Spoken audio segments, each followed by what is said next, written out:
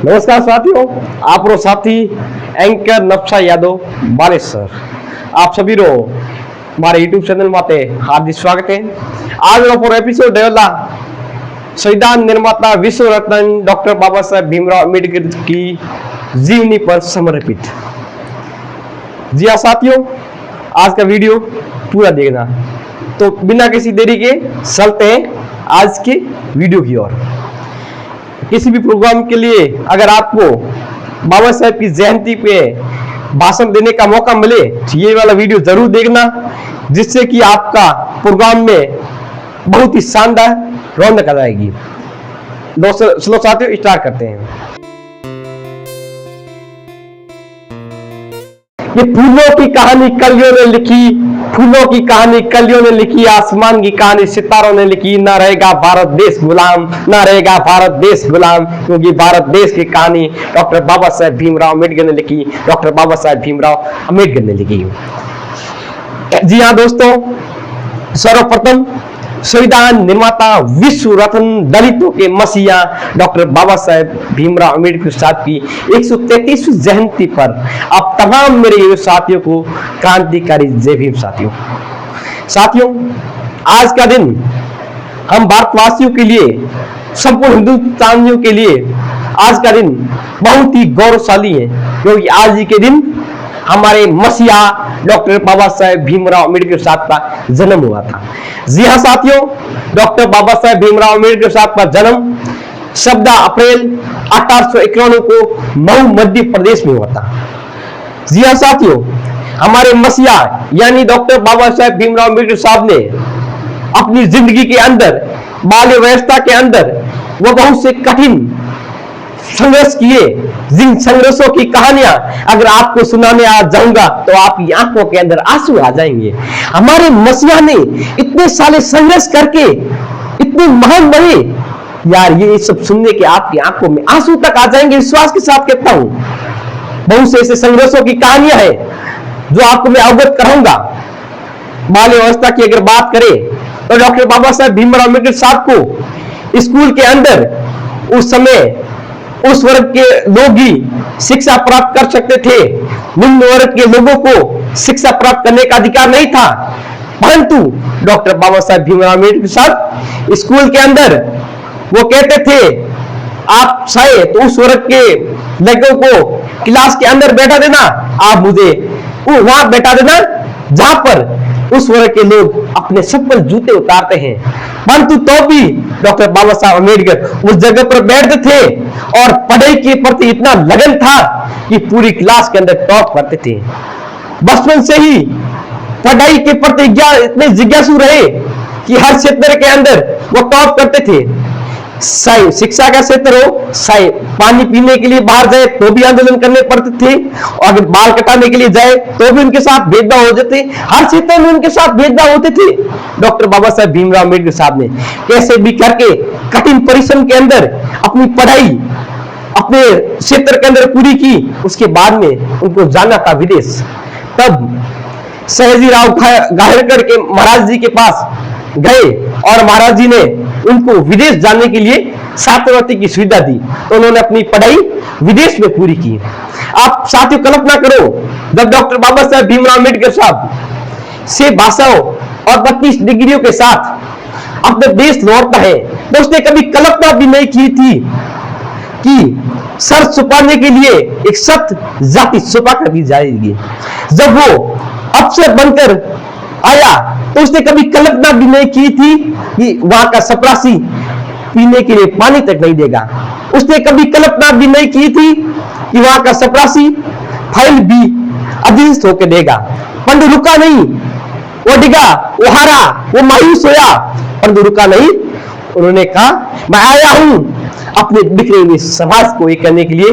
जब मौका मिला तो उसने पे बाय सोसाइटी की मिशन को लेके अभिग्रह, जब उसको मौका मिला अपनी लेखनी के माध्यम से ऐसा एक दस्तावेज तैयार कर दिया जो सभी को समानता और समानता का अधिकार दे दिया। बड़ी विनम्रता होती है मुझे ये सोचकर कि आज हम डॉक्टर बी आर अम्बेडकर साहब को we are able to see doctor B R Ambedkar in only 2 person. हम डॉक्टर बी आर अम्बेडकर साहब को ऑल को दो फ्रेम में देखते हैं, दो खासों में देखते हैं। ऐसा क्यों है? वरना तो डॉक्टर बी आर अम्बेडकर साहब को संविधान निर्माता या सूट वूट पहने हुए किताब के रूप में देखते हैं। मुझे पर्सनली इस देश की जनता से, इस देश की राजनीति और आने वाली भविष्य से मुझे सवाल है, अगर शहीद आजम सरदार भगत सिंह, सुभाष चंद्र बोस, महात्मा गांधी जी, पंडित जवाहरलाल नेहरू वो क्रांति के वाय के अखिल भारतीय नेता है, तो doctor B R Ambedkar all आरक्षण के जनक कैसे हो गए? आप डॉक्टर बी आर अम्बेडकर साहब को ऑल आरक्षण का जनक से परिभाषित नहीं कर सकते। तो डॉक्टर बी आर अम्बेडकर साहब को समाजशास्त्री डॉक्टर बी आर अम्बेडकर के नाम से परिभाषित करो। इस देश की महिलाओं को अधिकार देने वाले डॉक्टर बी आर अम्बेडकर है। इस देश की राजनीति पलटने वाले डॉक्टर बी आर अम्बेडकर है। इस देश में समानता और का अधिकार देने वाले डॉक्टर बी आर अम्बेडकर के ऐसे नायक के शरणों में सत सत नमन करता हूं, ऐसे नायक को। प्यारे साथियों, आज के युग के अंदर अपन देखें तो लोग कहते हैं डॉक्टर बाबा साहेब भीमराव अम्बेडकर साहब और दलितों के नेता थे। उनको मैं अवगत कराना चाहता हूं, इस देश के अंदर महिलाओं को सबसे बड़ा अधिकार यानी शिक्षा का अधिकार महिलाओं को डॉक्टर बी आर अम्बेडकर साहब ने दिया, वोट का अधिकार महिलाओं को डॉक्टर बी आर अम्बेडकर साहब ने दिया, तलाक लेने का अधिकार महिलाओं को डॉक्टर बी आर अम्बेडकर ने दिया, संपत्ति रखने का अधिकार इस देश की महिलाओं को तो बाबा साहेब ने दिया, मैटरनल लीव लेने का अधिकार इस देश की महिलाओं को दिया। बाबा साहेब कहते थे मैं किसी भी समाज की प्रगति उस देश की महिलाओं के ऊपर करता हूं। अगर उस देश की महिलाएं शिक्षित है वो समाज शिक्षित है। अब क्या कल्पना करते हो साथियों कि all doctor B R Ambedkar साहब ने कुछ किया तो दलितों के लिए किया, या आपकी एक निजी सोच है कि दलितों के लिए किया? इस देश के लिए डॉक्टर बी आर अम्बेडकर ने सब कुछ किया। आज के जीवन के अंदर, जग के अंदर समझाया जा रहा है कि एसटी एससी के नेता है अम्बेडकर, तो इस देश में ओबीसी के लिए भी अम्बेडकर ने किया।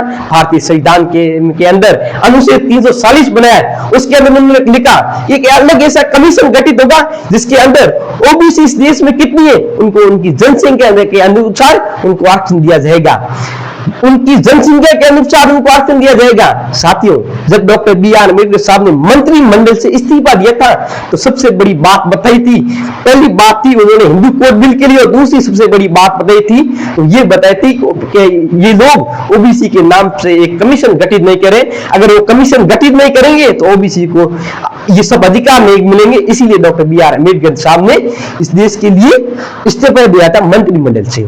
साथियों, आप लोग लड़ो, अधिकार लड़ो, परंतु कभी भी दोस्तों ध्यान रखना, अगर लड़ाई करो तो संविधान के दायरे में आके कुछ करो।